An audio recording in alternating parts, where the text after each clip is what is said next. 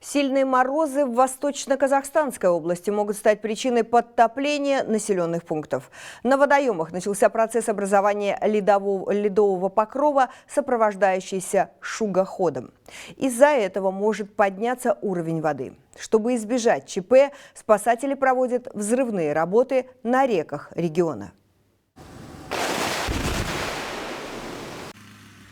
Так, в Глубоковском районе на местной речке Горная Ульбинка образовался ледовый затор. Площадь дробления льда составила более 1000 квадратных метров. Такие же профилактические работы будут проведены при обнаружении заторов и на других водоемах, говорят сотрудники ЧС. Также проводится промывка водопропускных сооружений, очистка ручьев от шуги.